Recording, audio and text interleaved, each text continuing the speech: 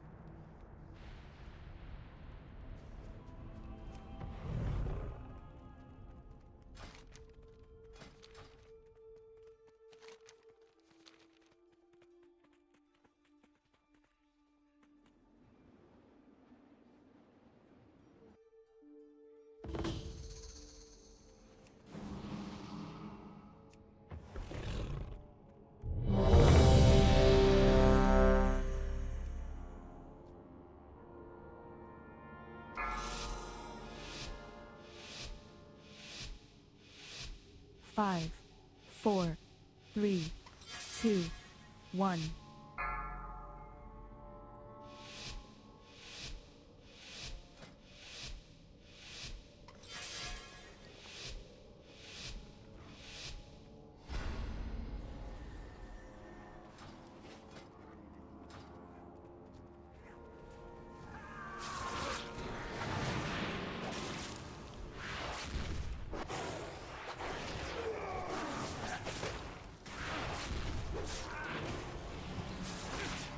Grapevine.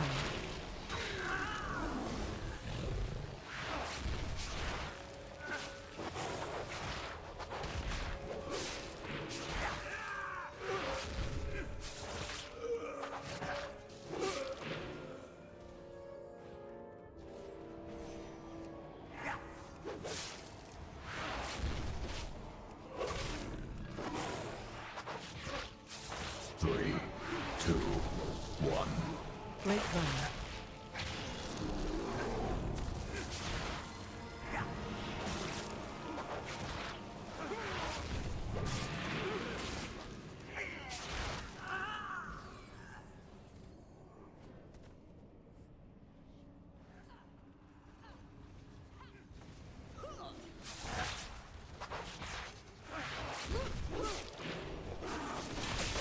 3, 2, 1.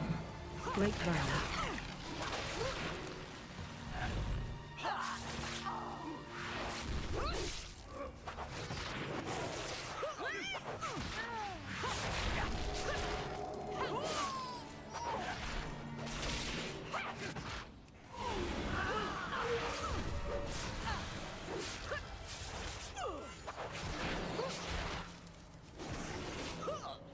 Three, two, one. Grapevine.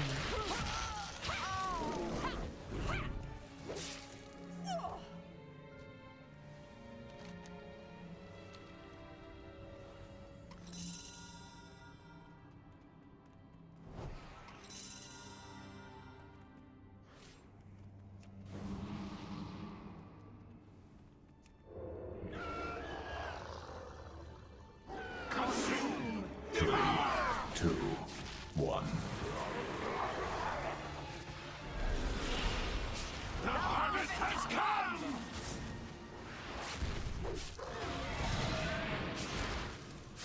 Leave this meager vessel!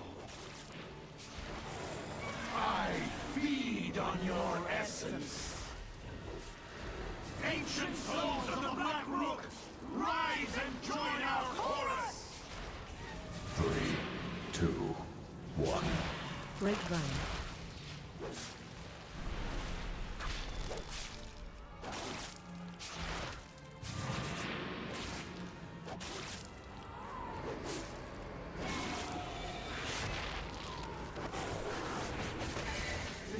This energy, it is too much!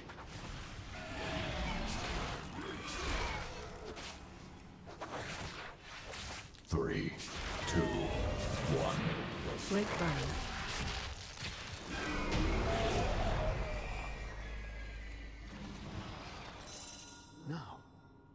Now I see. The darkness. It is gone. You aren't the ones who did this? Dolly and Dot are my best friends. They pull my wagon through dunes of sand. They have small teeth and they love to eat. They're the best pack of understand in all the now. land. You must find Kotalos. You must put a stop to this.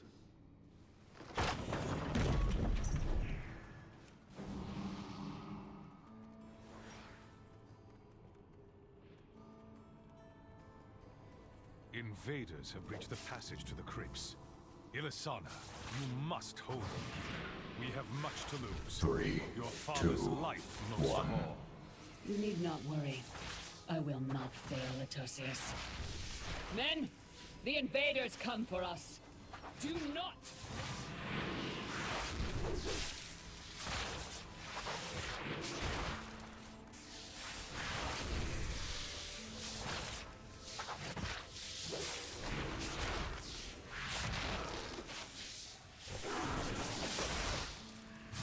Three, two, one.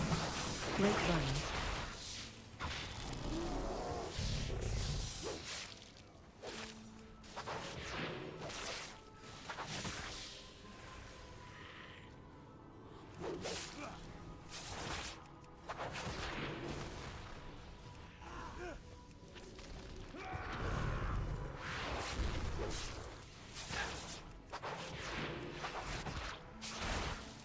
Three, two, one. Grapevine.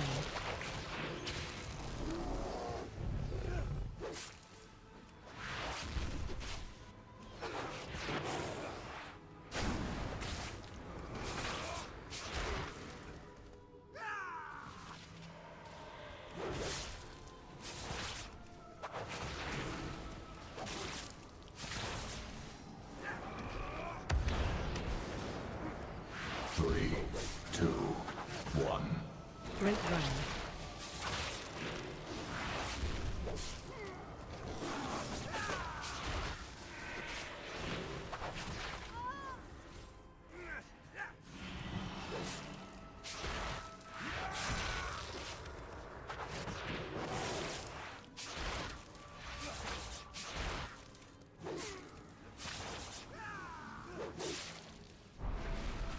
Three, two, one.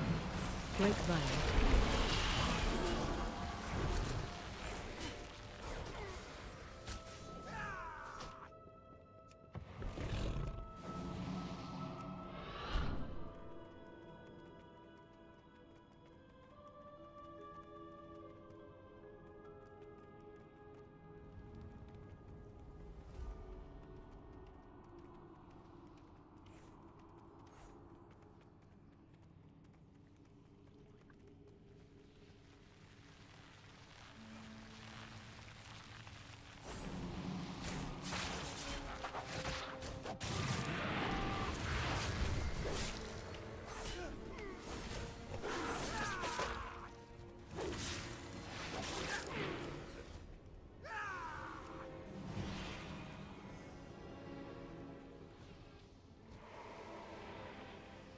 Two, one.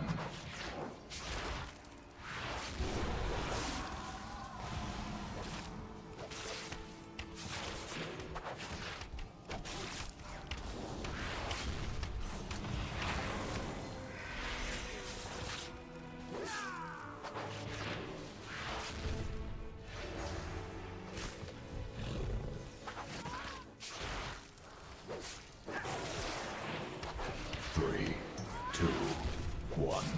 Grapevine.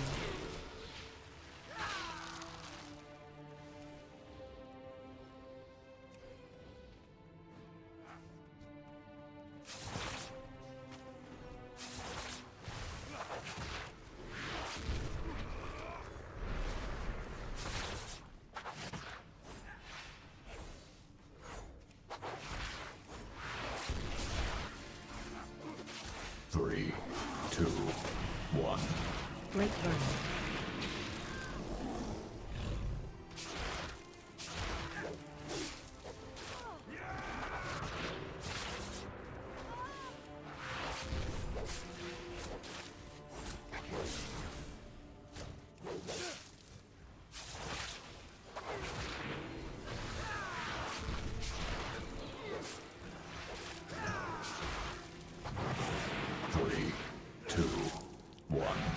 Grapevine.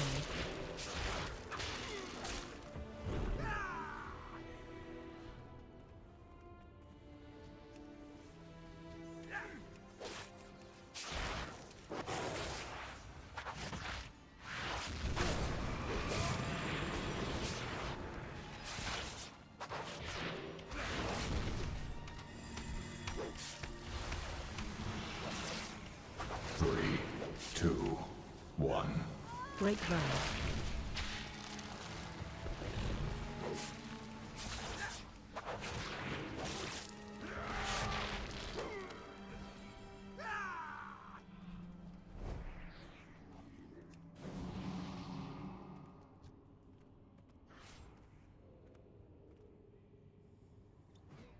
We will bury you here, fools. Three, two, one. You cannot escape! The hunt is eternal.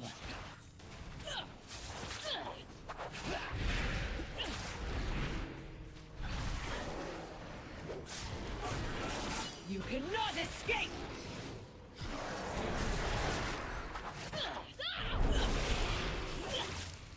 Guards, hold them off! Three, I will burn two, you alive! one.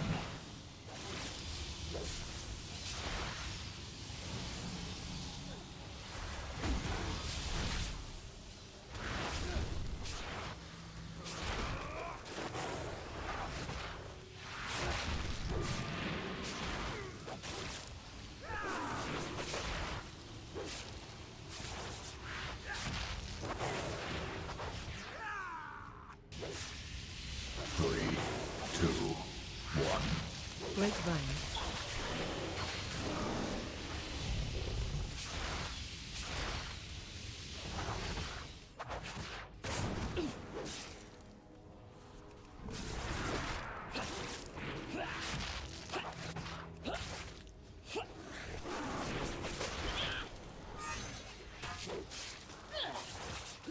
Betrayed.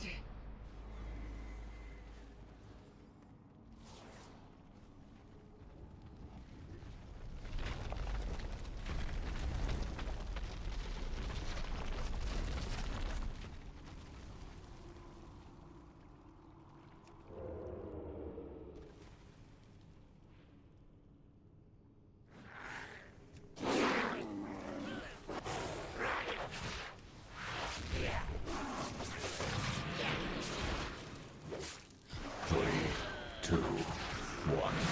Grapevine.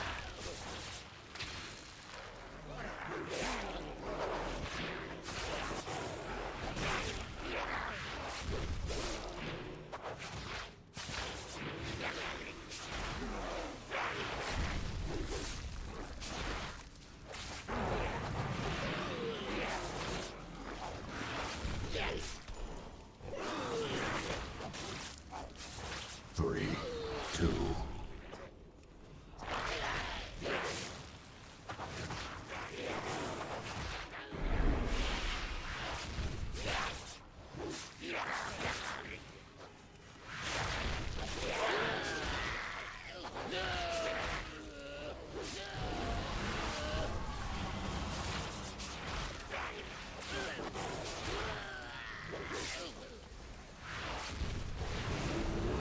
Three, two, one.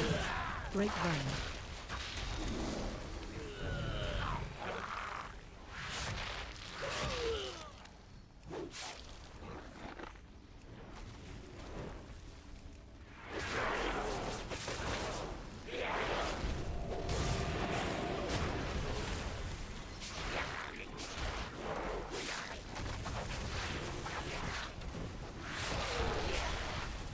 Three, two, one.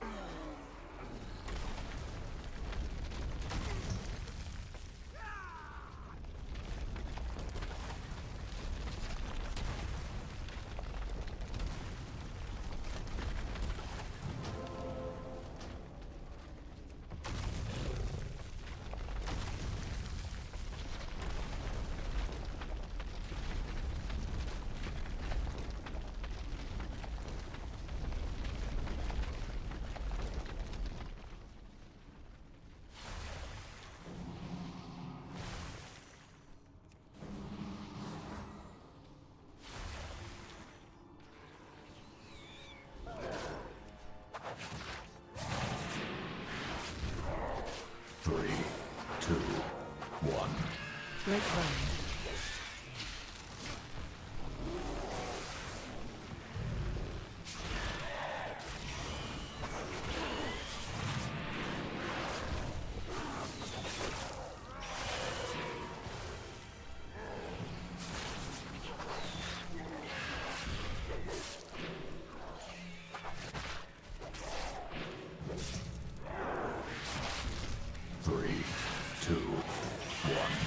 Grapevine.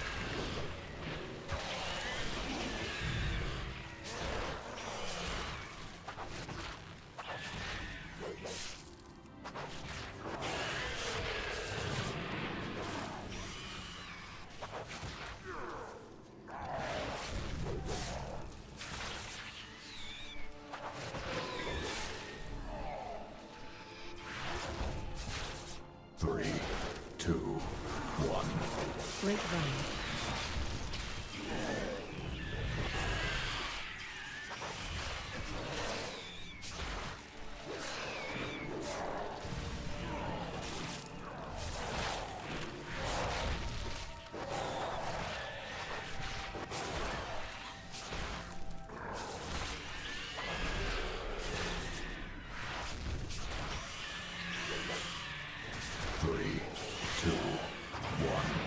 Grapevine.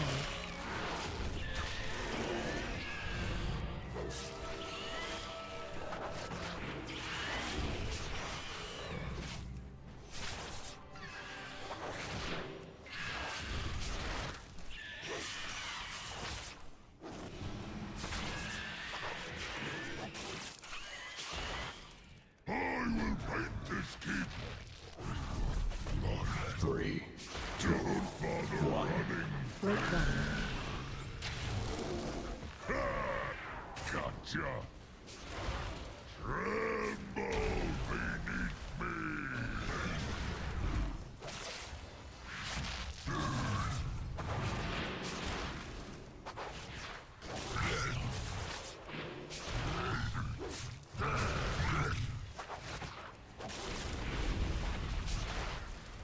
3, 2, 1. Grapevine.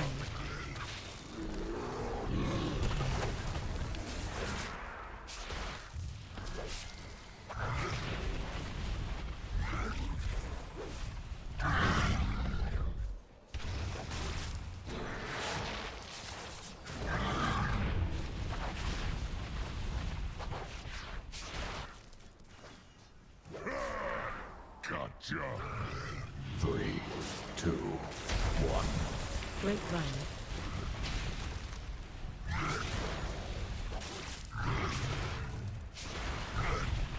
Guards, hold them off.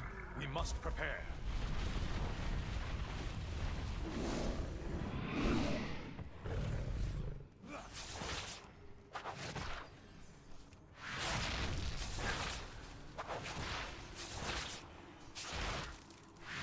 Three, two, one.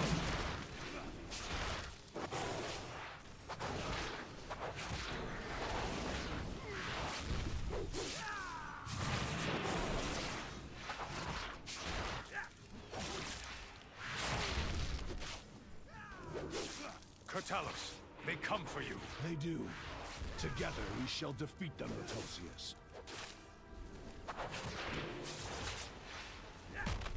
3, 2, 1.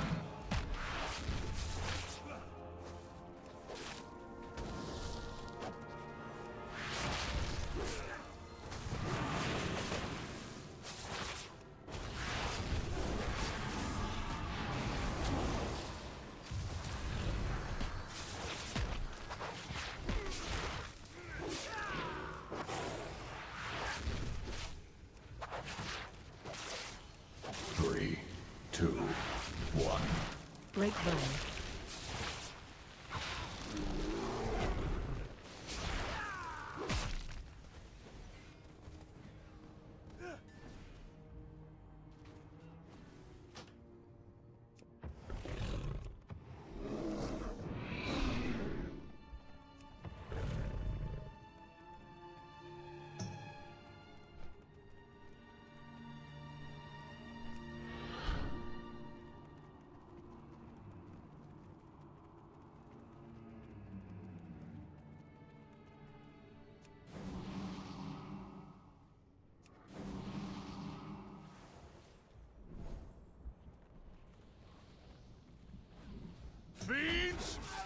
shall never have our world!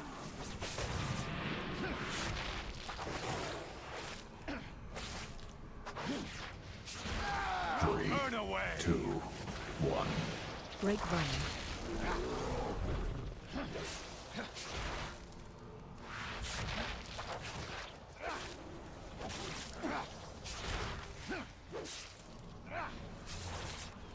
Enough! I tire of this. Ravencrest, you worthless husk. 10,000 years have not been kind. 3, 2, 1. Grapevine. No. This is my ancestors. Ilisana. No. Forgive me. Heroes, you must defeat him. You expect these worthless mortals to defy the Legion? Souls of my ancestors, to me! Aid our champions! 3, 2, 1. Grapevine.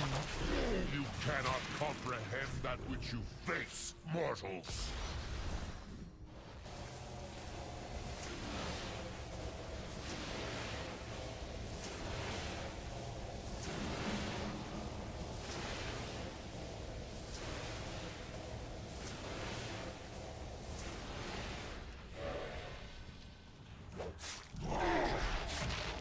Three, 2, 1.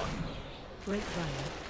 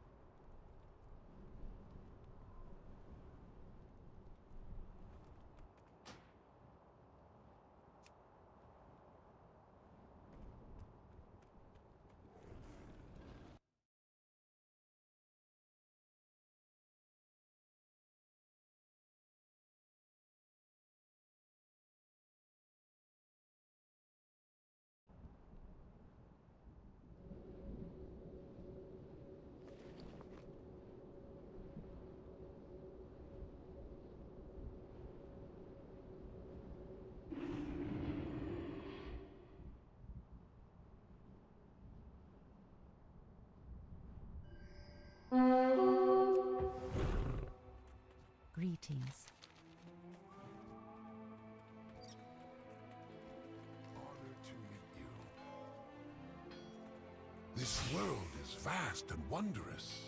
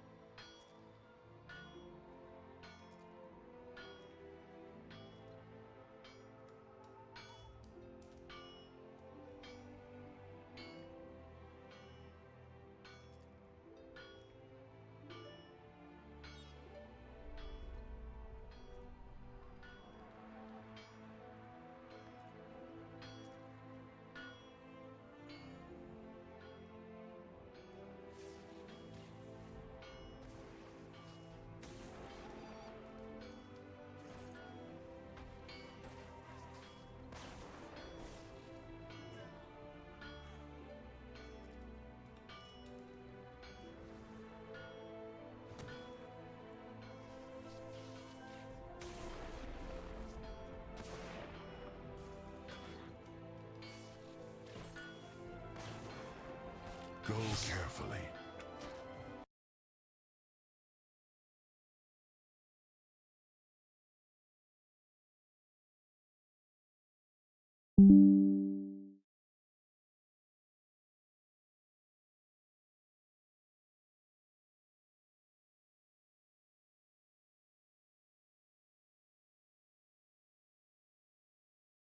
Thursday. Okay, Thursday. Yeah. Hello, Bravo. Marcelo. I want to say Bravo, Marcelo. You hear us?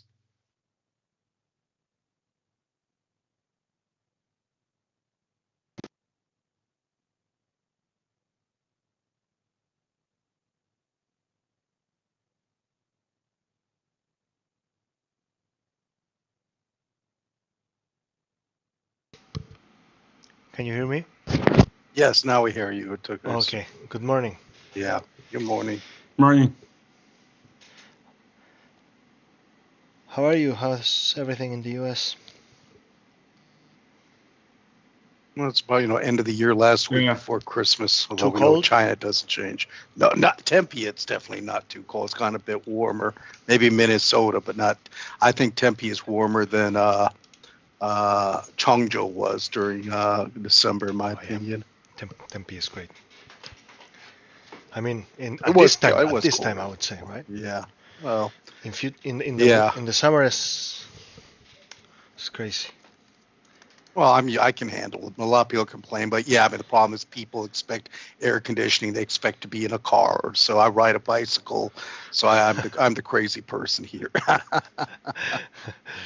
Yeah, no, I wouldn't be able to do that. I just yeah. I mean, there's just too many people driving cars here. That's the biggest problem. Too many people. They need air conditioning on all the time. People really just shouldn't live here. Hello, Alex. Hi, Alex. Josh. Morning, myself. Morning, Sean. Good evening Hi. to you guys, actually. Yeah. Yes.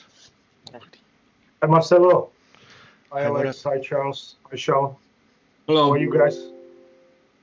Good. How are you? Good. My body tried to adapt after the Finland, tried to adapt the weather in Arizona. So it may be better shown. I had visited to Minnesota, so then the body will not have that problem about adapting, I guess. You moved, Murat? Not yet. So hopefully January, but there is a supplier visit. Okay. So I go to Finland, which is pretty okay. cold. Yeah, when we go that time, and yeah, that was an interesting visit. So how are you after the South Africa? Everything is We fine? have been full of people here in China this year. It has been crazy. 2 weeks ago, we had a team from Chile visiting us. Oh, yeah, I think the quality team, right? Quality team and planning team also, yes. Wow. So I think after the COVID, there was not many visits. Now the many people Yeah. Started to visit. I mean, when I was working in Metro, the last time I visited China, after like 4 or 5 years. So yeah, that was a big visit. Yeah. So Last visit is 4 or 5 years? no, the last time I was summer at China, this summer. Okay. I think in June. And before that, I think the COVID had stopped everything. But before the COVID, I was coming regularly. But then the COVID, it had been stopped. And just before started the elect metal. So I had visited at, I think it was June, like 2 weeks. There's multiple grinding mill suppliers we were using at that time in Metso. Shell had gear. Most of the fabrication is done in China. China is pretty competitive prices in general. Right. So yeah, so that was the time I had visited last time.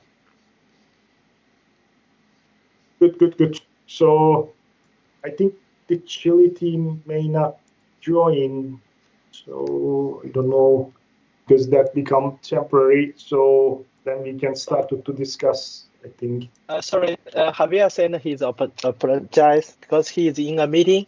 He will be joining us about half an hour later. That's fine. That's good then. I saw his name temporary, so and that will be fine. So before we start the other topic, are we okay for the meeting at the end of February? That was the visa issue of the Alex, I guess. Yes. And also your schedule, Marcelo, how we are doing. For now, it's still on track.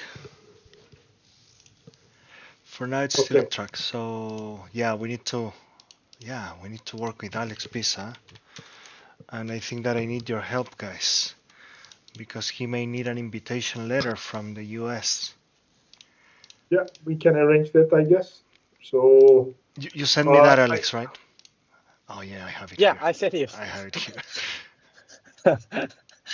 Yeah, we have like an example of invitation letter, so you can use something similar. Yeah, if you send it, I can check the administration here. I don't know how it works, but yeah, we can try to find a way. Sean, is there anybody in Minnesota office who is doing this kind of invitation letters? HR can do that. I think Alex do that before, right? You visited US before, you get an invitation, right? Yeah, but I don't have that original copy. I don't know. It's maybe. I think lost HR it. has a copy. I think that may be the format. They should have something. Yeah, I also shared one format also. It's another like a typical format. Yeah, HR can help with that. Yeah, that is good. So, do we have the appointment date or not yet? No, not yet. Yeah, I think it's better you started to pick up the appointments and don't weigh anything else, because it is taking time. I mean, at least for Alex's perspective, after the COVID in every country, at least it takes 2-3 months to take the appointments. So I think the invitation letter is something you submitted there, but do not wait the invitation letter in any case. I suggest you pick up the appointments. Then in the meanwhile, we can ask the HR for the appointments and the other details. Yeah, you know how that works, Alex, right? Yes, I already submit the application in the embassy from US, right? And Yeah, then, did they give a date to you, Alex? Appointment. yeah, they sent it to me. I think I needed to confirm. There is because they have a delay. Let me check about the. They have a like an interview date. I will confirm the. No, I don't remember the because they update a little bit. They were taking about 60 days. I remember that. I mean, more than that. Yeah, right. More than that. If it is 60 days, it's nothing. I mean, in Turkey they give like a 1 year later. So I don't know how it works. February 5th. February 5th. Yeah, it's not bad. Yeah, that's good. Nice. Okay. But that means during Chinese New Year though. No, Alex, that means not the February 5th. Is it Chinese year? No.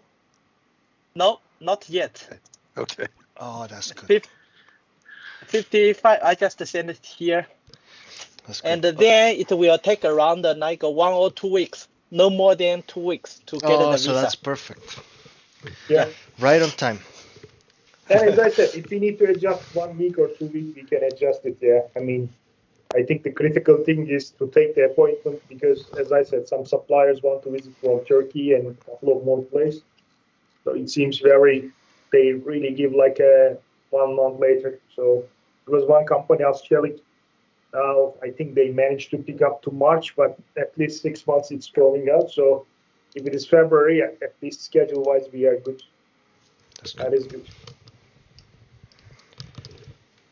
Good. So, yeah, if you can confirm inside of the February, because we are already here. So, I think with Chile, who will come, we need to discuss with them if the date is fitting or not. So then according to that, I think we can schedule the rest of the stuff. Good, very good. Perfect. So other topics, if you don't have topics, we can start to discuss. One thing is about specifications. So we started to spend time about the specifications in general. The one of the need had been started. We started also some other suppliers outside of the China because of the US tariff and the coding of adding 25% extra taxation. And to start that, when we started to spend time about the specification, then we asked the specification to you guys. And in the meanwhile, we try to combine and what we can do. Basically, until this time, we worked some about the rubber specification, and the other one is the bolt specification, or rotate hardware specification. Charles had been spent that we can go over briefly what we have done until this time. And the other one is the composite liners. Composite liners, we spent mostly Sean, me, and Akbar. And then when the Alex shared the spec with us, then we try to combine, and I try to combine, and you can have a look in general, and you can say that comments. Then we can start to go over the specification, and during our workshop we can discuss the details and we can try to combine it. And as I said, the need is coming from the spec that the China is using is different than the spec that we were thinking that was the specification. So the one that Alex shared with us is a good and detailed one. And as I said, the need started when we started to discuss with the new suppliers outside of the China. We think that there is a little bit more need to update that spec, which is coming from 2015, at least the one in our hands. And then we started to have the discussion about these two ones, and also a little bit more about the manganese. Sean, we look at especially like a microstructure area. We try to spend a little bit more time and put more pictures about the evaluation of the microstructure. And the one that you send is a good one, and maybe we think that can be a little bit more detail about verification of the heat treatment furnace, and little more details about that. So yeah, that's the little bit brief story about the specification, what we try to do. Do you have a chance to look at what we sent, at least for the rubber side? Yeah, we saw the composite one. In general, some of the comments are interesting, we agree. But you know what, Murad, I think it's better, and I don't want to delay the review of the spec, but I think it's way better for us to be all together in the US, so we can get to a one combined spec, because most of the things that we have today have been adjusted to what we are actually doing on site. And at the same time, these have been agreed with the suppliers, either whatever, if it's composite, for example, with Nipot Plus. So I think it's really good. By the way, as I said, Marcelo, we were thinking we are following the spec that what we have in our hand, because as I said, we started to discuss 3 or 4 different suppliers, mainly for the US production because of this tariff and other stuff. Then the current spec we were thinking was more basic specification. Then after we started to write the spec a little bit more and spend time with Akbar and Sean. When you send the specification, then we say that there is a lot of things are very good, especially visual inspection side is much more detailed. So I think it's pretty good. And as I said, look at the spec, we can go over the stuff. Basically, we didn't touch anything about the compositions or the test results. Basically, it's more like editing about the language, added a little bit more details about the certain test.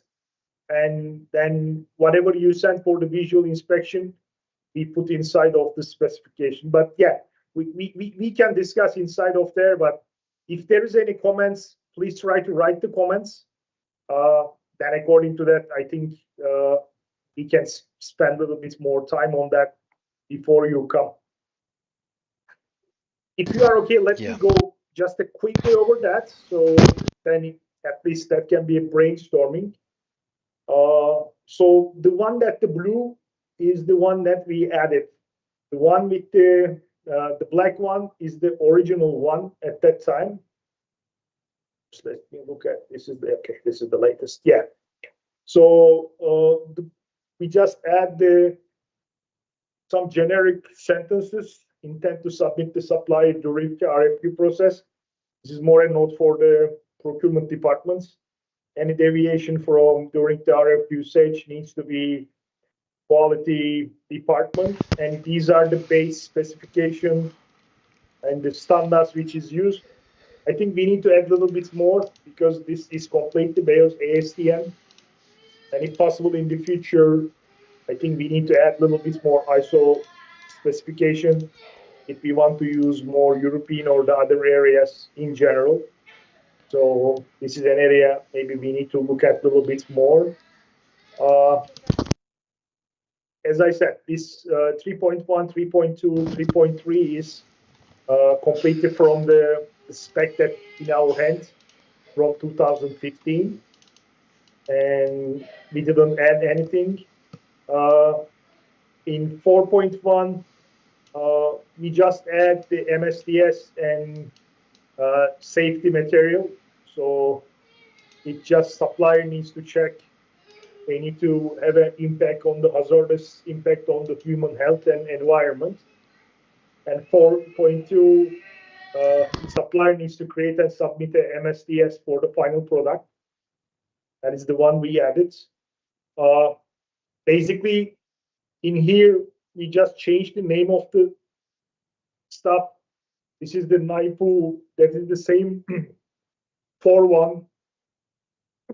We just, rather than NIPU, try to say elect metal 1, elect metal rubber 1, elect metal rubber 2, elect metal 3 and 4. But whatever it is inside of the definition is the same. It's just like, and if you want some different names, that can be good to have. The only thing in here, I think it's better to not to write the one supplier material inside of the spec of our company. But whatever it is in the inside, we didn't touch. And as I said, if you have got a different name proposal, we can change the code or the name. It's better just it is connected to elect metal, because if you go to different suppliers or if somebody else is used or in the future there is something bad with NIPO happens, so at least that can be good that we know that the material is belong to us. And is basically just to put based on that.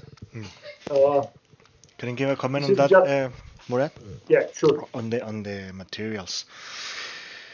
Since we don't have our own engineering in the rubber, I think that in that point we're kind of complicated. So what happens and what happened to us today is that wherever supplier we go, we are basically stuck to their material, I would say. So we get. But are we defining this test? I mean, they can use their chemistry, but at least yeah. Are we in general, for example, when we evaluated Team Plus, we did this. We said like, okay, we want that you achieve some of these parameters, you know, and they told us, no, we have our own recipe and these are our results. And I remember one of those MER, I think it's the 4 or the 2. One of those is Team Plus. So what happens here, since we don't have the means to tell them, okay, but you know, this is our spec. Basically, we want you to comply with this because this is our recipe for rubber. You can buy it from here or whatever.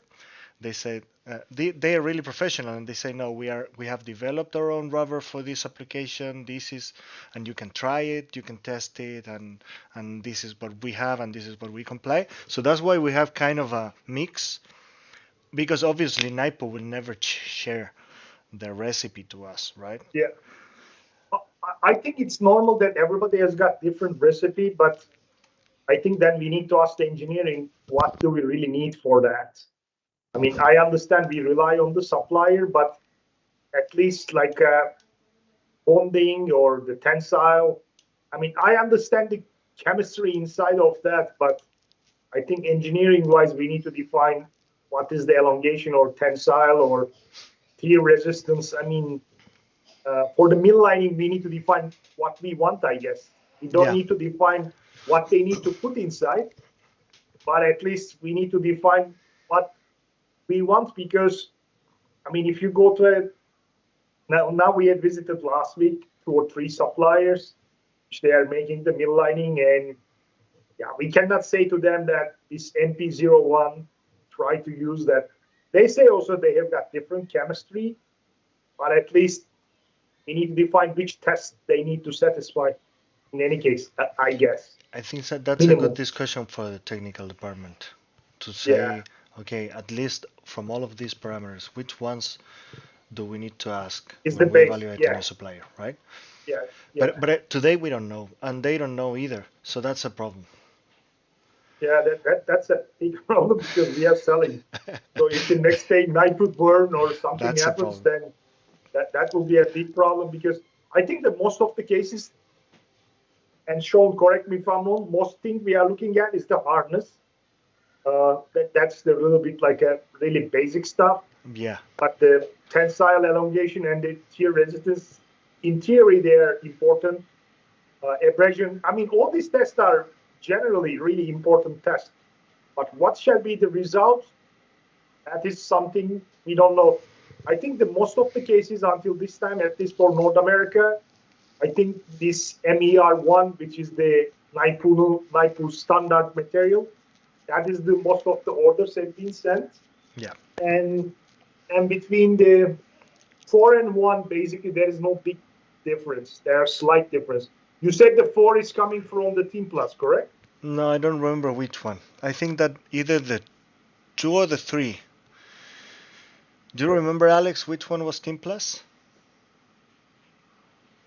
No, because I needed to check the we also parameters. put there other possible, which was another supplier called Sino. Yeah, we need to clarify that. We need to clarify that, because, as I said, if we are making according to 1, and if we started to make in Team Plus, and if they make according to 3, this is a very big difference in some of the items. Between 4 and 1, it is slightly same. There is no significant difference, it seems.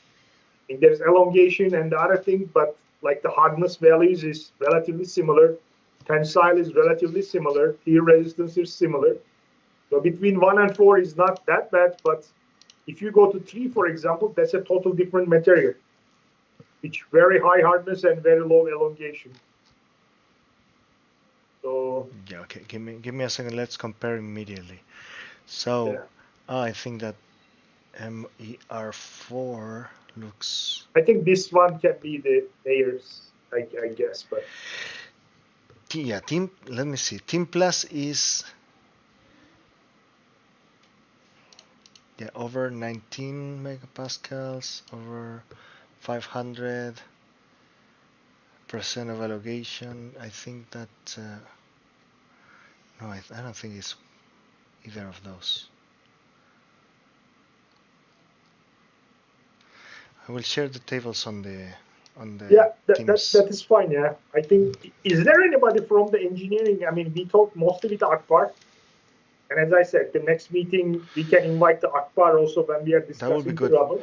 Maybe because Akbar may know, but in our technical department per se, materials team, I don't think that there's an expert in rubber. So basically, what we have been doing here is using our supplier's recipe, and this has been taken as a risk in several of our meetings, because if something happens with Naipu or with Team Plus, we lose the capacity, right? To make our own. And it may happen. I mean, could happen. That's not only for the China. The guy may sell the company, or start competing with us. Yeah, start to compete with us. And the next day, at least, that's also one of the reasons we started to look at a little bit more supplier, because it may happen. I mean, US, there's a specific case because of the taxation. So we need to find something more competitive with the less 25%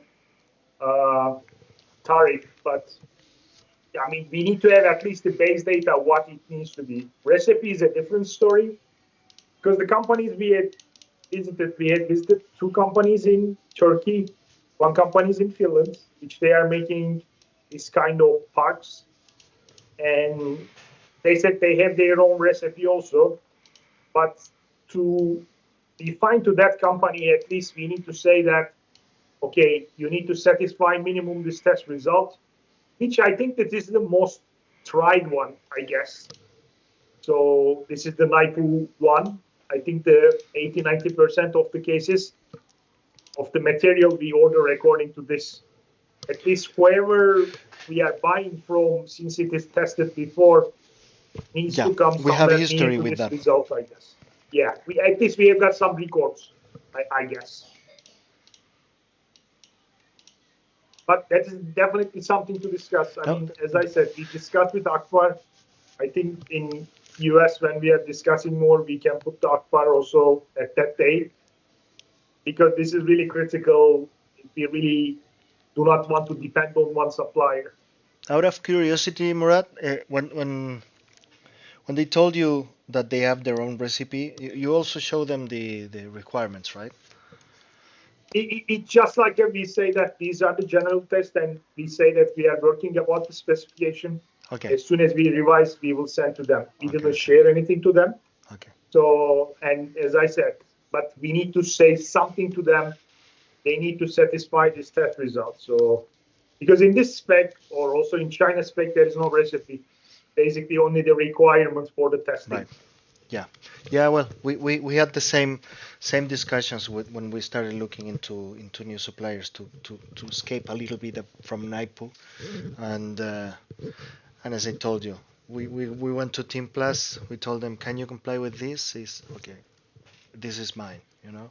And Sino, another company that I think that they worked with Metso in the past. Maybe you met them. It's called. They are called Sino in English, but maybe Kelborg or something like that.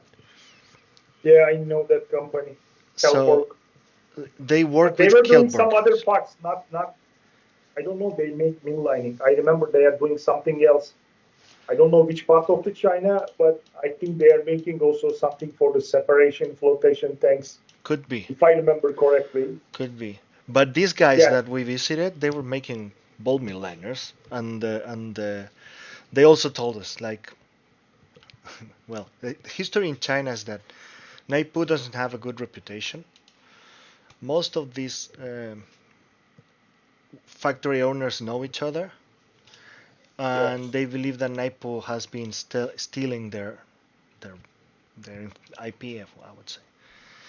So they said, when we said, can you comply with this? No, they always say no. This is my recipe, and I have tried it in the field, and I have proofs and whatever. So when we went to Team Plus, for example, we started doing trials, and we said we discussed it with the team in Chile, and they said, okay, let's do it. Let's try some products. Up to today, we still don't have any final results because we started only this year manufacturing with Team Plus. Yeah. So that is a red flag. It will take a year probably. Probably, yeah. 1 year, 1.5 years, maybe. And it depends on also the application. If one application in favor. So if it's a ball mill, it can take 18 months or yeah. So I think we can take help from the Akbar, at least experience-wise. He worked like 10 plus years about the Tiga. So he knows a lot about but the recipe, I think we shall liberate the companies. But in overall, I think technical department needs to define at least what we are asking. I mean, if the elongation, if I remember correctly, Akbar said this is also the new material of the Naipu with the higher hardness. But as I said, I mean, technical department needs to say that, okay, 80 is too high, maybe it's become brittle, or there is some application, maybe you need this kind of material. But in general, I think we need to have something. Otherwise, it's too risky. Yeah, that's the EPDM from Naipo, the higher hardness one. If you look at the spec from Team Plus, I think that it is the R618. Alex, I think this is the last one, I guess, if I remember correctly. But if you're there, you're right. Yeah, right. So in Yeah, the you're Teams right. chat, I sent 2 tables that are in the spec. The second table that I sent, it's that's the column that mentions R618. That's Team Plus. That's Team Plus spec. And then AB is from Sino. From Sino, yeah. Yeah. So they're moving basically around the same parameters, I would say.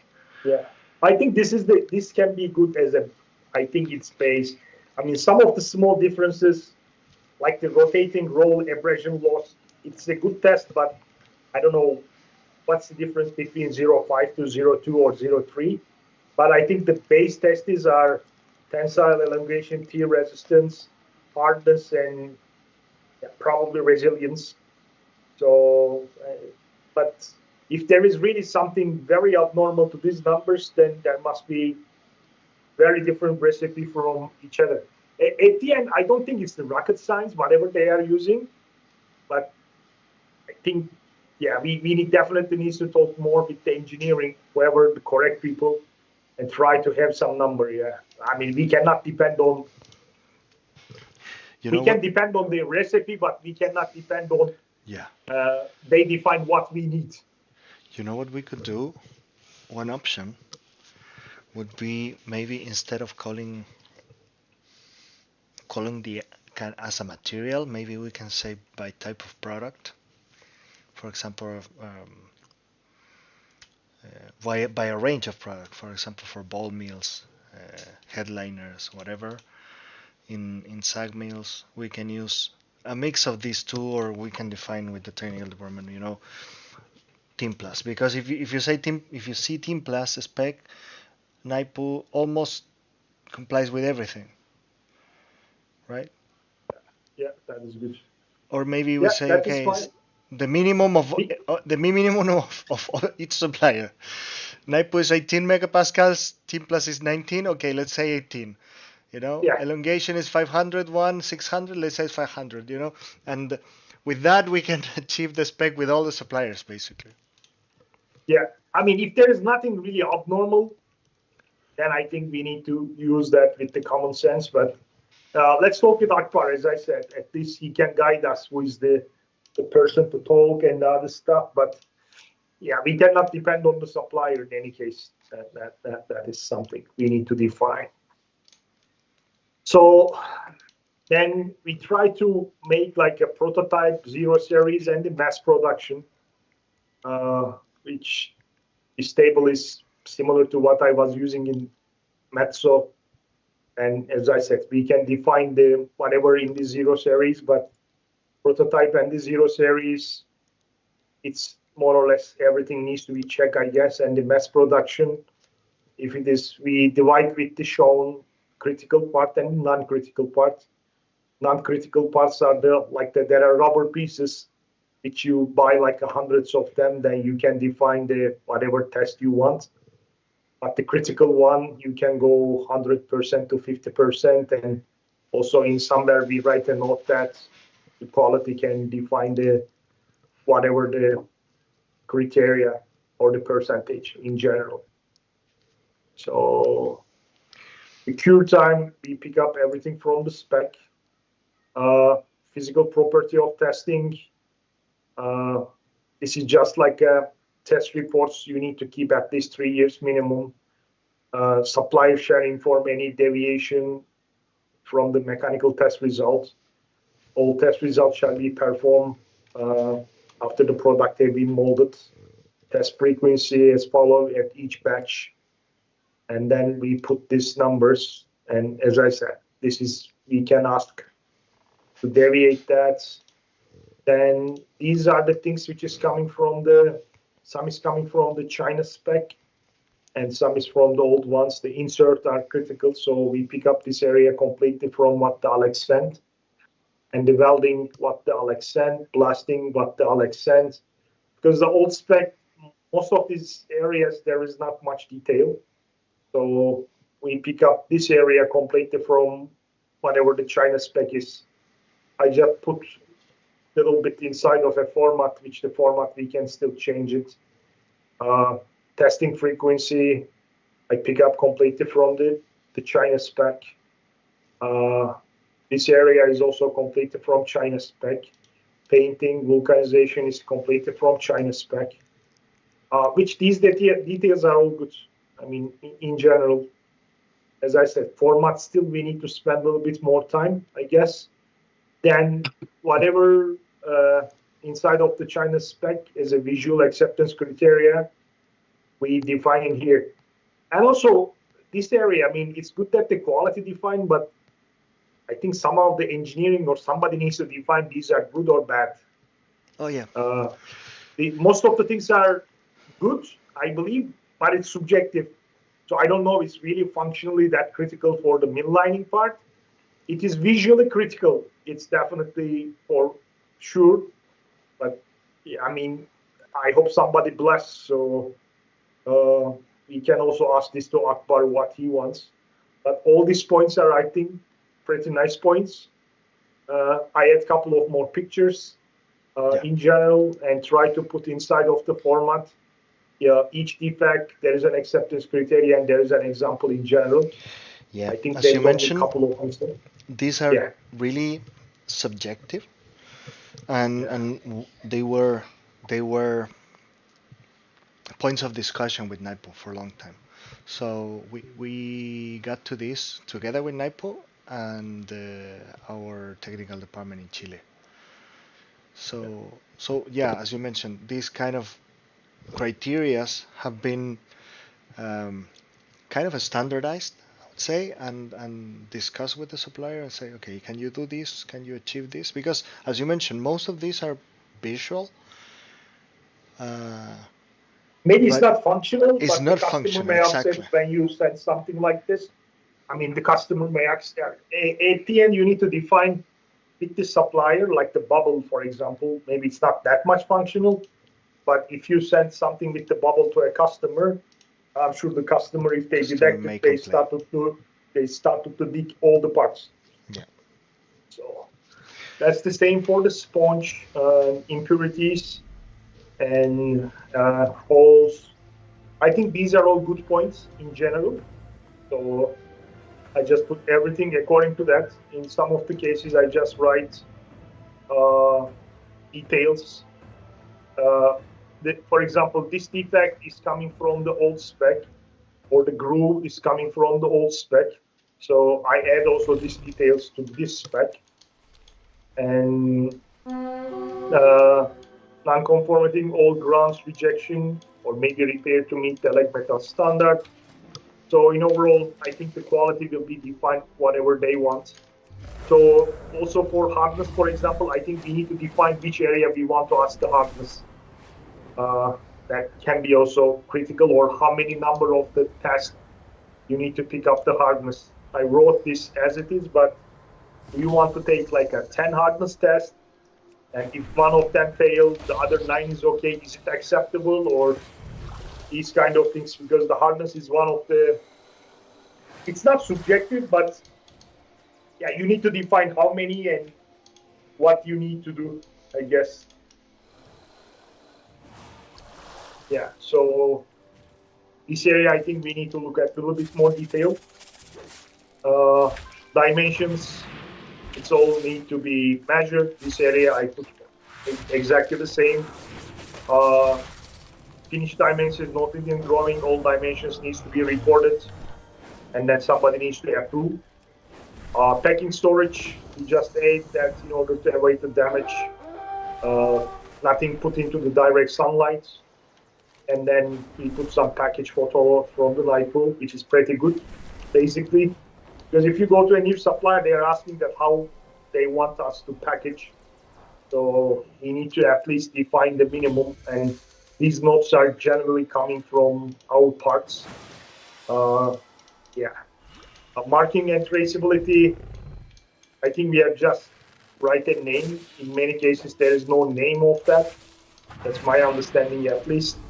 So that is one session for the traceability and the documentation, whatever they need to use about the material, RDocs and castings and other stuff. They also need to have in documentation.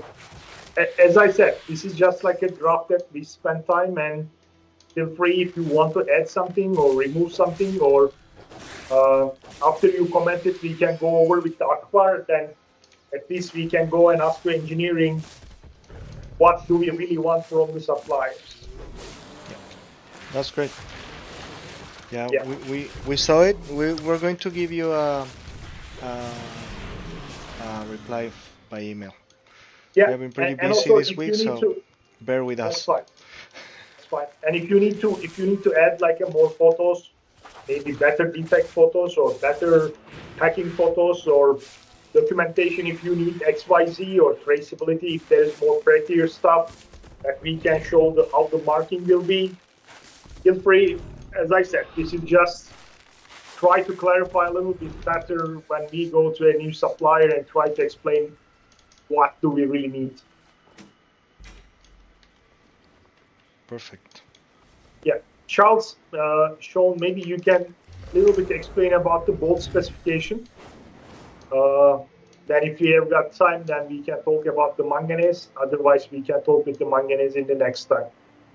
Okay, let's see if I can share what I have here. Just How fare you? I think you guys can see. So I've gotten started on revising the fastener systems. Dan Ruffel wrote the original versions, and I basically am trying to update it. I did mention this. Dan was here in Tempe a couple of weeks ago. I did mention it to him. He knows what's going on, but I think as everyone knows, Dan is retiring from the company at the end of this year, so I don't think he will really be involved at all with this anymore.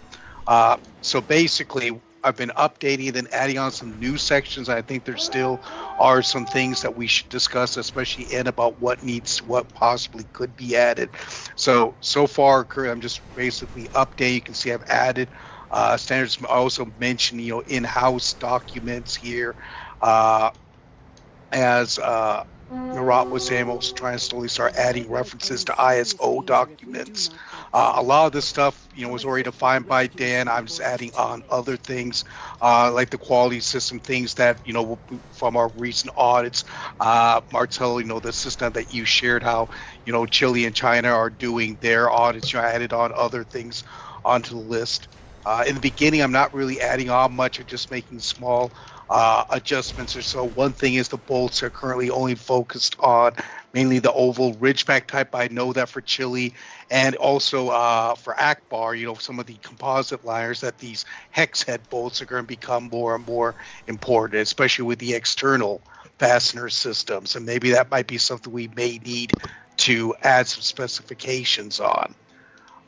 So after the initial introductions to everything, I start, expanding the definitions, giving more information. One problem that I'm running into is that although there are more standards, I think, governing bolts in general, it's not like we have, mysterious compositions that we had on the rubbers that we're just discussing about. One problem is there's just so many different standards, and as I think we know, ME is very dependent on Valley Forge's nomenclature. A lot of this, for example, the general bolt, the 1045 steels ASTM A449, but when we work with Valley Forge, it's always referred to as grade 5, so over the documents called grade 5 or so. So I find myself simpler to call it grade 5, as that's what Valley Forge uses. But then other companies might not use that. The B7 is a much more international standard or so that's used by different companies. And I have to admit, outside of Valley Forge, I think we're only ordering B7 bolts. It's only Valley Forge I'm aware that we're currently ordering the grade 5 from. I also am trying to show that we have international sourcing here. So besides using the the ASTM, I'm trying to include some of the steels that they're using, like for example South Africa. I think you're aware we're having quite a few orders from Faster and Allied, so I'm using some of the steels, that I don't know if this is the correct way to do it, because I have to admit, when we added Faster and Allied, I know Alex and Marcel, you were a bit involved in the beginning, but still the majority of the orders, I'm not sure if you guys get any of the orders, but most of the orders still go through the ME Global, the North America organization. So I'm asked to get involved with the approvals or so. And I know that currently Eric Herbst has a strategy where he's trying to trade their faster through Mongolia, do trading, I guess, for tax purposes. So it seems that they're buying a lot from South Africa and then shipping them over to Mongolia then to ship to other locations. Yeah, they're doing that already. Yeah, so that's why I'm saying it's becoming more and more that I see what's coming through here. Of course, it still is primarily inches, but I'm also trying to include, non-metric, expand a bit on this. I'm also trying to mention things, for example, the Ridgeback bolt or so, to find it should not be used with white iron or so. I'm adding more in the testing because Dan mainly focused on the mechanicals, things like carburization, how you're doing the testing more, tables for the different classes, hardnesses, 5, 7, 8.8. That was rarely used in North America, but I do see it was used on a lot of the Faster and Allied. But I see Eric is shifting them more and more towards B7. Another problem I'm seeing is that a lot of these current international standards that are out there are limited quite often to the smaller diameters, like 1.5 inches or so, or M36, and that for a lot, once you get to 2 inches or so, we really don't have international standards or so. And then it's more we have to look to see how Valley Forge is testing them, but that might be a point we might have to get back to. Adding such non-destructive testing. Here's some more information I'm adding here on the nuts. So basically just putting more information on the mechanical testing. Also lock nuts, putting more in on that, as you can see here. One thing I'm also running into when it comes to nuts is that although traditional this Valley Forge style ones is grade 2H, I'm seeing a lot from Faster and Allied. This grade 8 that they're actually galvanizing them. So the Valley Forge bolts only are not galvanized. They have no zinc coating. They just have oil on. But I'm noticing now, only recently, I'm discovering that Faster and Allied, because we never paid a visit to them, except for a few pieces of early samples that you got in China, we never really did much more testing. I'm seeing that their testing program and how their sourcing of the bolts is quite different from ours. So they might have to consider a bit more in the future. And I'm putting in here, examples about how the nuts should be tested by steel. One of the things we have to do is I need to really sit down with Chris Nagy at Valley Forge to make sure that I understand correctly what the tests that they are doing, because right now we have just very vague comments that, we expect the bolt supplier to have an in-house rigid nut test program, especially if they're outsourcing.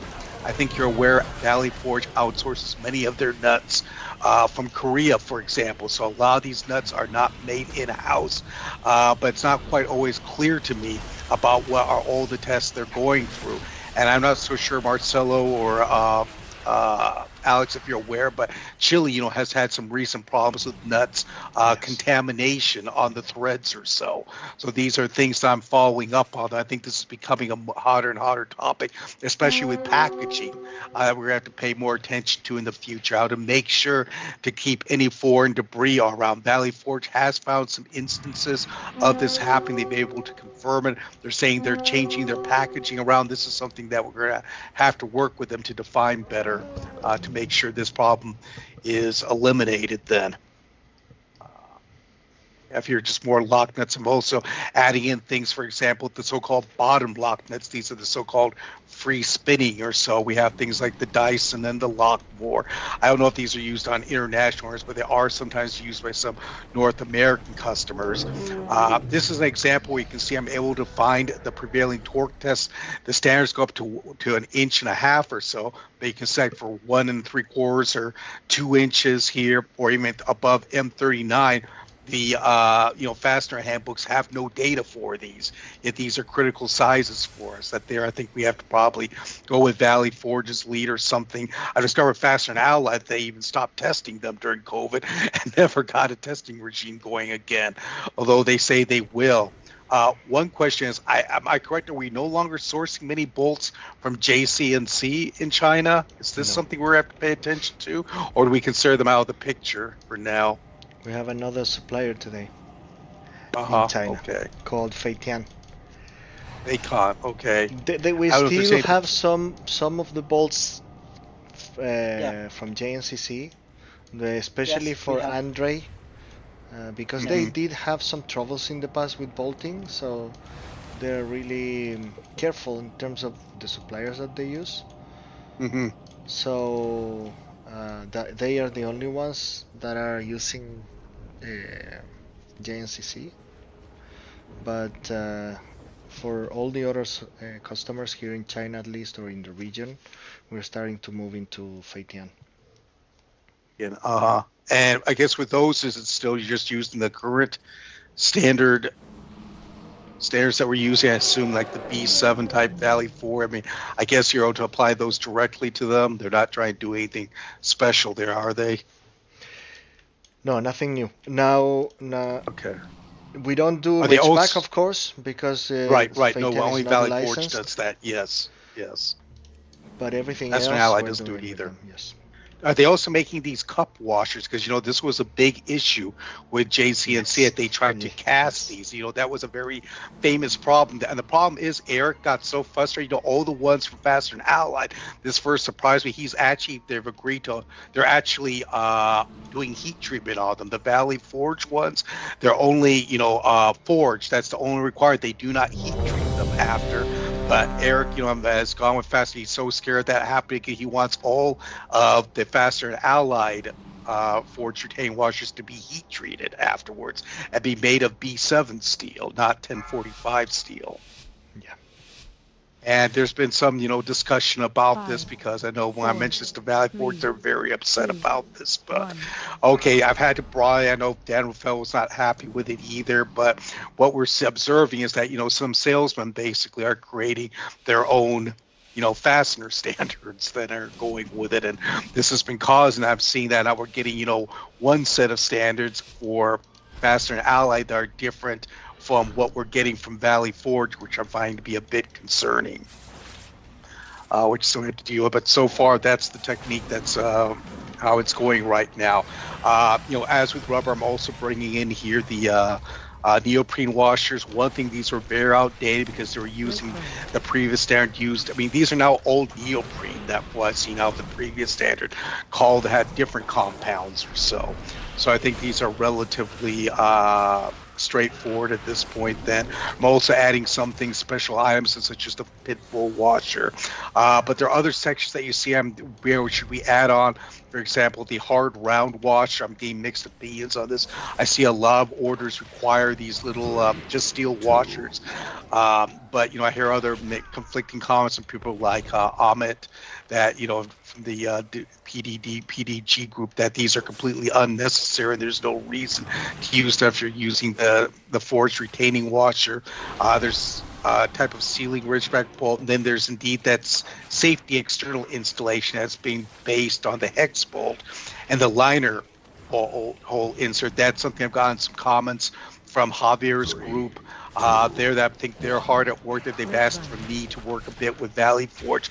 They're interested in things like, defining a chamfer at the hex bolt tip to make it easier to install these bolts, things like that. That I'm beginning to wonder if we should also have a section on in the future, since it seems to be part of the strategy for the external bolts, also for composite liners. Yeah. So that's something that we might see. I'm also, again, we want to have a uniform test results and documentation. As you know, Valley Forge is driving Chile crazy with they have just a simple current QA QC stamp that they put on their PO. If you want any testing information, you have to pay in advance. It's very difficult to get any extra information from Valley Forge. Faster and Allied's the opposite. They send me a very nice thick pack of dimensional information, test results, chemistries, So that's something that I know that we've talked about with Bureau. If there's something we're gonna have to do to try to get a uniform, test report or quality package for all of our suppliers, then that's where I'm at right now. There was a packaging part that I think we're gonna have to go back to taking the old one out, because the older one's all based on these metal crates, so that we have not used for years. And as I said, that's currently under discussion right now. We're using wooden crates and the packaging to make sure that there's not contamination. That's currently under discussion. There is occasionally sometimes some problems with rust going on. So I think this is something we're gonna have to revisit, and I'm gonna have to. One of the things I'm really pushing with Valley Forge is sit down with them so I understand completely all the in-house checks that they do. I've also defined a ITP in detail or so for the nuts, the bolts, the lock nuts, and all these things I've sent to Chris A. But one of the big problems we always learn, it's hard to get some comments back. We really want to sit down, so I understand all the in-house checks that they're doing in addition to the external checks that we want to do then, so we can agree upon this. I think the plan is that when we do have you guys come to visit Tempe in February, that I will try to at least have a day at Valley Forge then to visit and probably go over some of these things as well. So that's a bit where I am right now. If people are interested, I think I probably could share this, but I have a updated version or so, but I think there's still some more material that we need to discuss and add. So that's where I'm at right now. Yeah, that's right. I think that's very good. I think we have a lot to talk about bolts and nuts and fasteners in general, Charles. Yes, I think we also need to discuss, because this is similar to Nightpool. It's a little bit different version. We are too much dependent on one supplier also, which China, South Africa, different locations are buying different also.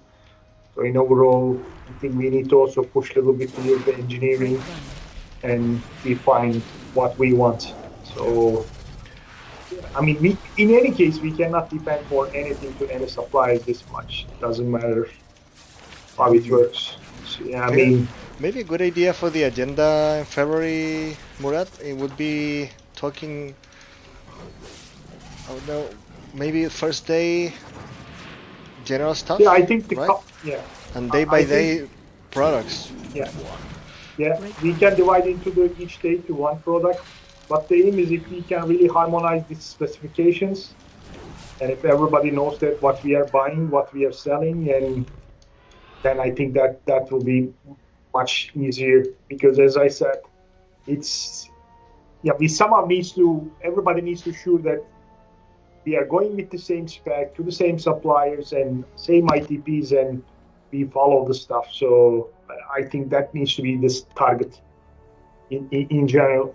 So, and as I said, there is a good base, but then we need to come to a level that we can be sure if we go to any different country or independent area, Chile is using the same thing, we are using the same thing, and China is using the same thing. And also, one of the other things, now I have got some discussions, but someone needs to find a way to harmonize the part number. That is also a very big problem I'm discussing, but we couldn't find any solution yet. So this is also a very difficult situation. We have part numbers, and it's very difficult for especially China team and other things. So we need to define the part number, and we need to harmonize the part numbers of the Chile and US. And then if we go to the same supplier, we need to know that which part numbers we have. Otherwise, it is so complicated to push the suppliers or try to discuss with the suppliers about the volume, or even following the pattern is very complicated, because drawing numbers are difficult, different part numbers are different. So in some cases spec seems can be different. And I mean, if we cannot harmonize this and if we started to continue increase our volume, that will be very, very difficult for all supply chain team, but mostly about the local teams in China. We need to find a way to do that. I think that will be the next step, but it's a bigger issue in general. As we have discussed before, we have seen, for example, same part, same product, different drawings from the different regions, different standards, different tolerances. So that's something that. Oh, that's not the one. It's the report that we discussed this a little bit with Raul and Hope and how we can. There was one idea. Try to connect everything based on the OEM number. But in overall, as I said, the problem with Chile, there is number and it's growing, and the US has got number and it's growing, and they are in many cases it's different than each other. So, I mean, scanning and the reverse engineering is a good thing, but two different groups that make from two different parts and the drawing tolerance are the different. I mean, if there's a HP 800 or HP 900 standard rare part, it needs to be same in everywhere, I guess. So that's the biggest thing that we somehow needs to harmonize, because otherwise it is very complicated to consolidate the volume and have the same pattern. And if we can manage to do that, I think the whole cost will be goes down. Even the way that the division and the drawing creation system is different. Yeah, that is also one of the big issues. I mean, in US, everything there's a new revision that's being created, or there's a new part number US is created. In Chile, I think they are more revising the drawing and going to the revised number. So that is also mentality difference in general. So yeah, there's a lot of things to do. But as I said, this is a bigger discussion. Yeah. Now we need to consolidate the data and we try to make the report and other things. And also one of the items when you are in here is discuss the scorecards and the supply evaluation. I think that also for their different groups has got different way of working. Now we will try to harmonize the one in US and we will propose, then we can also have the discussion. But at least the global supplies need to be evaluated in a global way, I guess. If we are evaluating regime, I think the total data of Chile, China, and US needs to be combined, and at the end we need to evaluate the company in one shot. Not everybody evaluate in a different way, because at the end we have got same volume or Nightpool or Team Plus or the companies like that. So also during the discussion, I will try to put at least like a 3-4 hours to have how we will have a consolidate system to evaluation of the suppliers. And also, if there is more agenda that you are thinking it is feasible, just feel free, send an email, and then we can have the discussion. Perfect. I think another point following up on that, as you said, Marat, is we need that open platform, for sharing, so that we have all the information, from orders, that killer request, all the inspection reports. I don't know, Marcel, has there been any update on getting that platform established? Yeah, that's also another topic that we were recording. Our IT team has some sort of a cloud service that we're working on. We're putting all our information there, but it hasn't yet been tried internationally, I would say. So we're going if there is a system like that, as I said, we don't need to discover. Wherever it is written, doesn't matter. If it's a user-friendly portal that you put everything, then everybody can pull the data. Yeah. I think that will be the exact solution to look at. Yeah. For now, we're looking in the future for a more optimal solution. But our pain today is sharing information. We have a lot of information that is on folders, reports, pictures, records. 3, And when we want to share the certificate of compliance, for example, you fill the emails with so much information that my email, for example, was full for many months. So I told the team, let's Your not. email is very complicated, Marcelo. I don't know which email. There's 3 email in the system, I guess.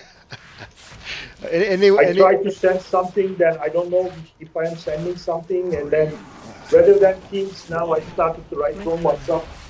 That's the only reason, because I don't know if I'm writing to a correct place or not. Yeah, WhatsApp is. Yeah. Do you have WeChat, by the way? No, but we can create it. Yeah, WeChat is more Chinese stuff. I know the WhatsApp is a little bit complicated in China. Yeah. But in any case, the problem is that the data in general is not it's not easy to share, because we have sometimes report over 25 megabytes, and that is not that doesn't fit in an email, right? Yes. So for now, the pain is sharing information, and that's what we're working in. But in the future, we want a more digital solution for all the recording of our suppliers. Yeah. Not only in the quality perspective, but also order tracking. I think in procurement is the same also. I mean, the Metso was using a portal in between the suppliers and the other things. It's more like a web portal. The suppliers are entering their deviation and all these reports inside of there. It is a pretty good system basically. So if there's a non-conformity, they are entering. If there's an inspection request, they are entering. They are uploading the quality documents inside of there. I think we need like a middle software between suppliers and the So it doesn't need to be that, but it can be a simple system. Also, you can track anything with the suppliers, and you can see the deviation of the suppliers. You can see on-time delivery of the suppliers. So I think we are purchasing more and more, and in the meanwhile, we need to adapt the system accordingly. Yeah, we need something like that. Yeah, we can discuss. What's the name of the platform? It was saying 242. I can send the link of the company, so you can have a look. In the beginning, as I said, I spent a lot of time at that time to implement the quality model. And also in SAP, at that time, we were using a lot of the quality module. So if there's a non-conformity, we were creating over the SAP, and the non-conformities had been followed with the SAP, and from SAP it is transferred to suppliers over this module. So yeah, Jagger or 242. I will send it. If I can find the website of the company, I will send it to you so you can have a look. As I said, it doesn't need to be that. There's a lot of portal system like this, but somehow we need to have something with the supplier management. Since the number of the suppliers are increasing, even we can share the RFQs with the supplier over system, and so we can track every data from them. Okay, that's great. Good discussion. So I will set something in January.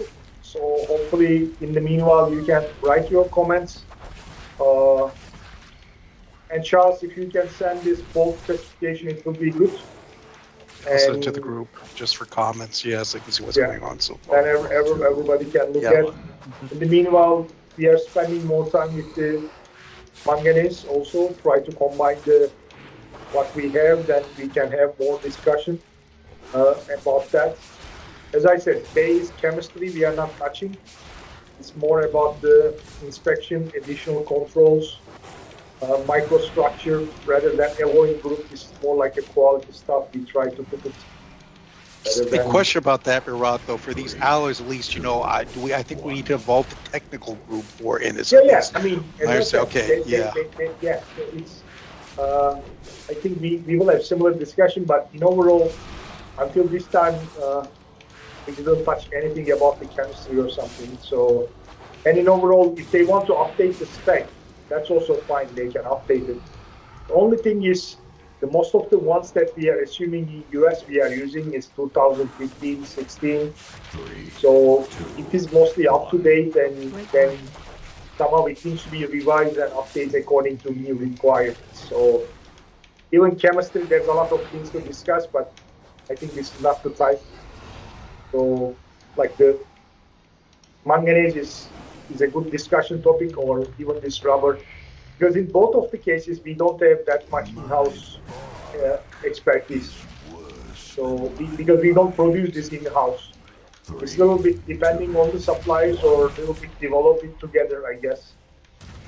So manganese is a little bit more expensive because it's foundry, but in overall we don't produce that much in-house. So it's relatively difficult, or not difficult, but there's a relatively different product than the from moly or white cast iron. I think it's much more commoditized, especially for in the aggregate side. Yeah, but yes, we need to discuss, and after I think we prepare something, we need to submit to them, and if they like it, then, or if they have the comments, or add this, remove this. But in overall, physical properties, I think we should not change. So in overall, that's their job to revise your comments. One last question, Marcelo, before we close. So, who is the owner of the specs in Chile and China? Because the document you created, it's more like a quality document. Is it somebody from the material group or engineering created that document, or you and Alex created that document? The documents that we're using today have been modified by us and discussed with the technical department in Chile. Materials team. With the materials team. So they bless it, correct? Yes, and some of the like the acceptance criteria has also been discussed with them and with the sales team. More than the sales team, the technical commercial team. And what else? I think that's it. Yeah, this is also I think something to one discussion topic, at least I don't understand fully. So who is the owner of the spec? I think that's one discussion. If there's a deviation, who shall accept or reject the part? That is also a little bit different. So in Xmetso days, the engineering is the only acceptance, or they accept everything or reject everything. In here, in some of the cases, go to the account manager. In some of the cases, quality accepted. In some of the cases, going to the technical department. So I don't know how it is in Chile and China. Yeah, in our case, quality never accepts or reject. Generally is, as you mentioned, either the account manager or the engineering team. Yeah, the account managers, most of the account managers are in here technical, and they know also the customer and the other stuff. So that's a good thing. But in Chile, for example, is the product manager. In each product, there is no product manager. I mean, the product manager or engineering who know the function of the parts, I think, needs to say the last wording, I guess. So, but in the meanwhile, it needs to be still discussed with the account manager if there is something specific with the customer. Yeah. So, but yeah, the feedback of the account manager is important. Yeah. But the acceptance should be from product manager. The problem is that the product manager figure is not here in China, at least, or in the region. Eric, David from the APAC team, they don't have product managers. So usually it's the account manager.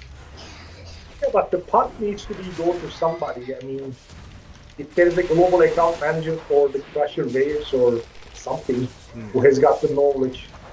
It's not many deviations, at least there is a lot of deviations, but at least the really severe ones needs to be looked at by somebody who knows the equipment, who knows the process, and will decide according to that. Because more we started to buy, it will become a bigger problem how to evaluate these issues. Think of a lot. Yeah. Sean, in the US, it's going to account manager, right? Yeah. Usually for the dimensions, especially for the deviation, for the dimension fit, account manager will make accept or reject. For the defect, for others related to the quality side, we were discussing with account manager for the recommendation or suggestion for some kind of defects. 2, 1.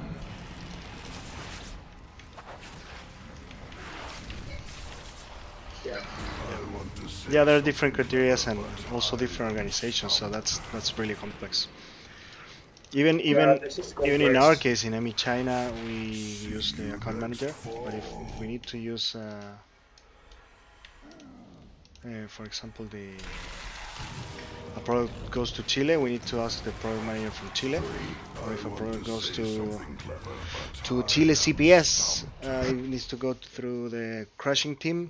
So there are many different people there evaluating and defining. But that's the same thing. If I'm a supplier and if the same defect, even the part number and everything is different, which I think for a supplier is a nightmare. But if I reject something and in the meanwhile the Javieris accept something, in China you said you need to repair something for the same part, same defect, it cannot be 3 different decisions.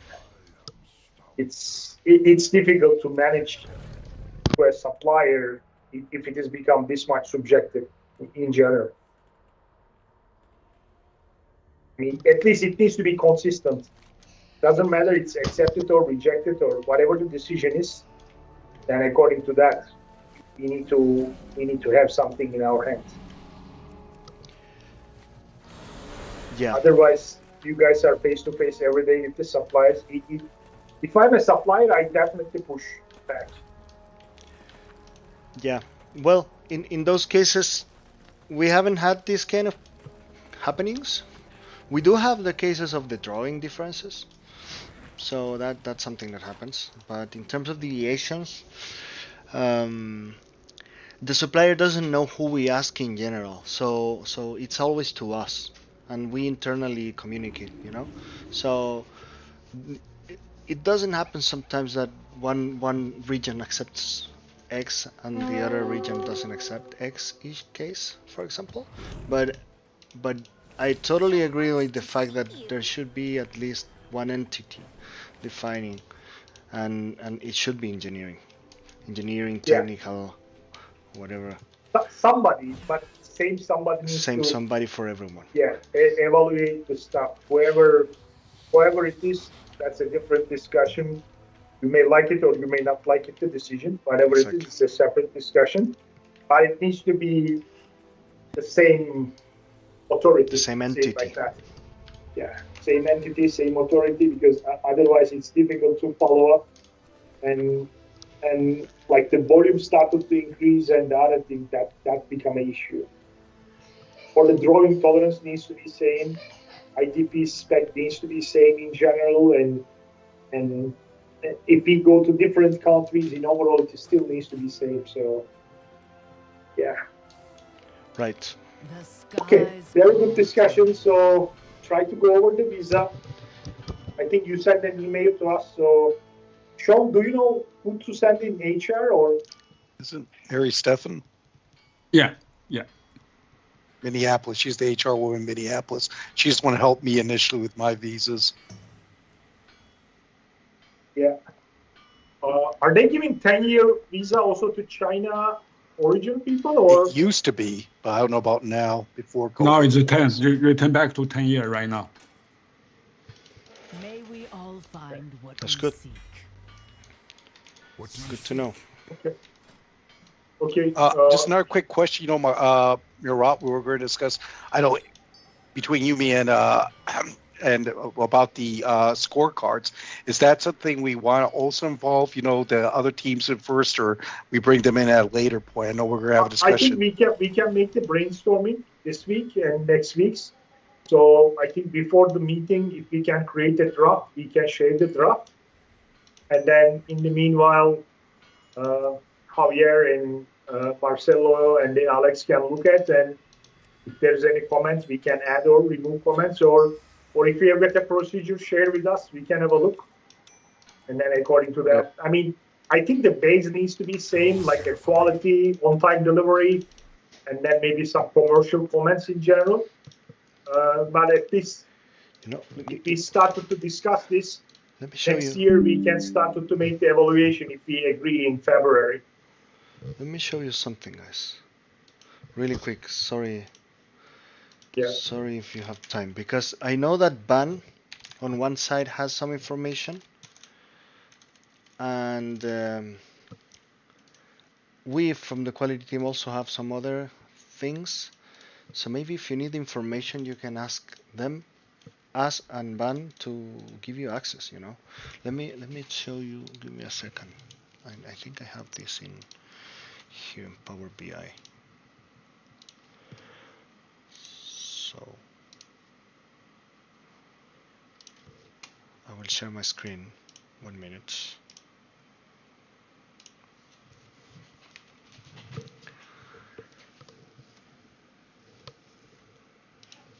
So, okay. Can you see my screen? Yes. Yeah. This is ours, quality team. Okay. So this is the job that the team does in China. So you can see it's separated by supplier. You can separate it by whatever you want, actually. If I share the access to this report, you can filter, but this is the overall results, for example, for Wujing this year. Rework level, the orange line is the rework percentage. The amount of quantity inspected, the different orders by the different sources. This is good information. Yeah, at this it gives the data. For example, this rework percentage can be some acceptance criteria, I guess. Right. At least for the manganese and most of the supplier in general. So I will show what we have, and I think the one has got something similar in BI reports. Yes. So maybe you can get also, for example, the OTD or the lead times from them. But that's also another thing. OTD numbers are very subjective also.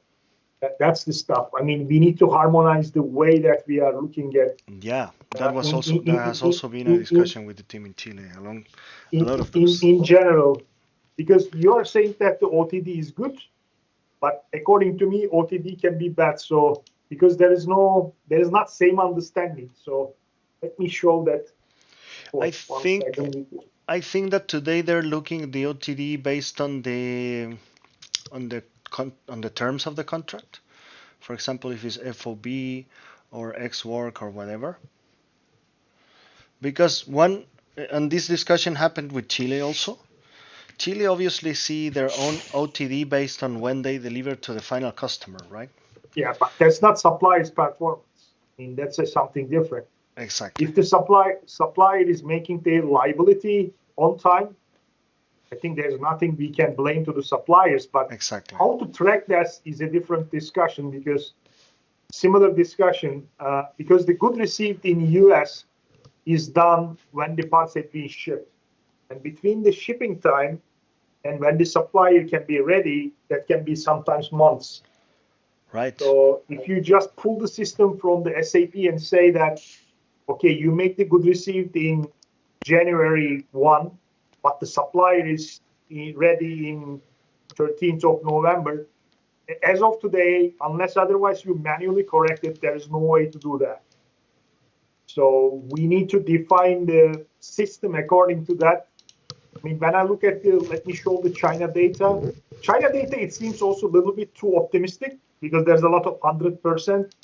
And if I see that much 100%, generally, I always become a suspicious guy a little bit. But in general, I think we need to define a system in general. Let me show this quickly.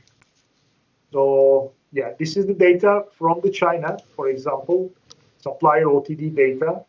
So Hashiang, it seems that started to get better last 4 months, at least 100%.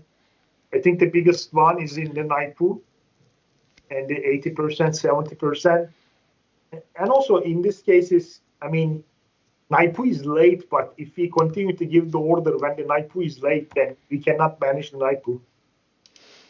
I think now we are dependent on Naipu, or I don't know if each case of the Team Plus is really 100%. Because this data is not coming from SAP. This data, they are doing something according to that, and there's a delay analysis. Has Ban told you how this is measured? I think they are manually putting to the Excel table, and from that Excel table, they are filtering the data to here. Yeah, they have a production control, so basically they see columns of dates, right? And they compare the.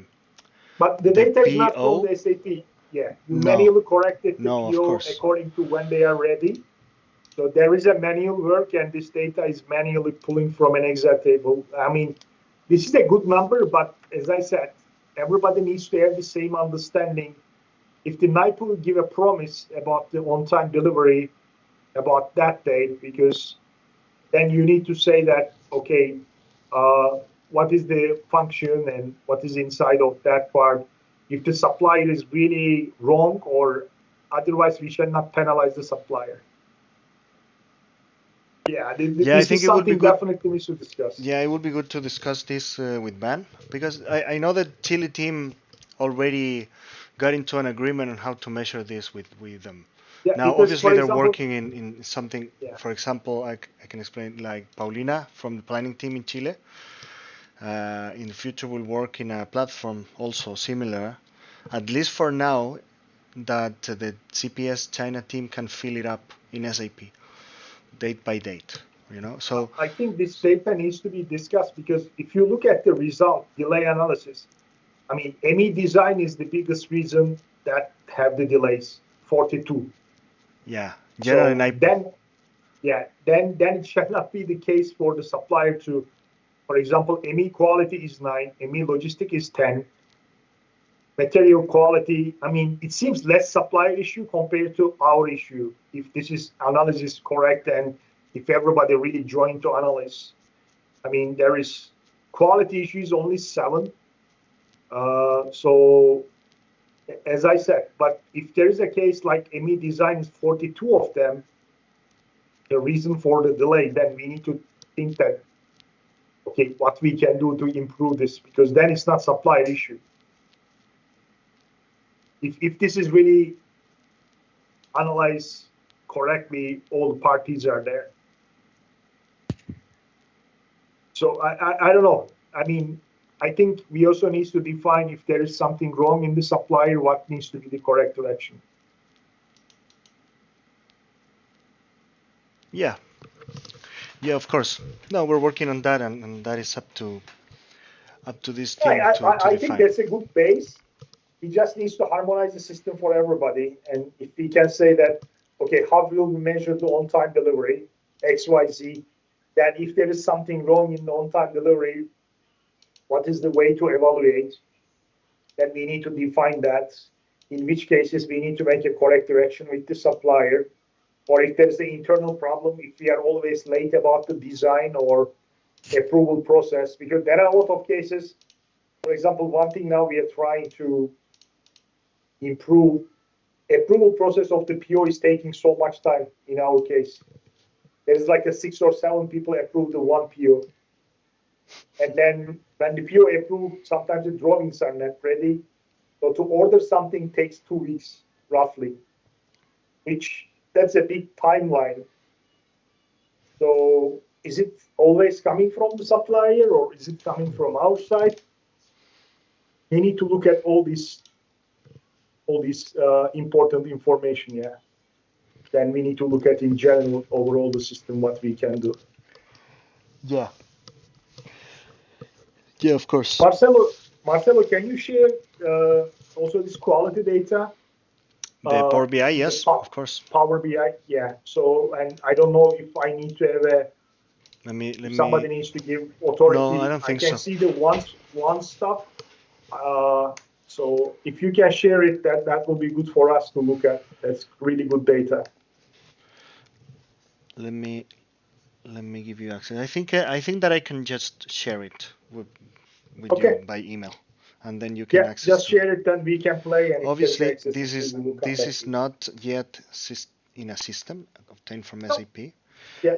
We're working on that, but this is how we're tracking our suppliers' performance today. No, that's definitely a good base.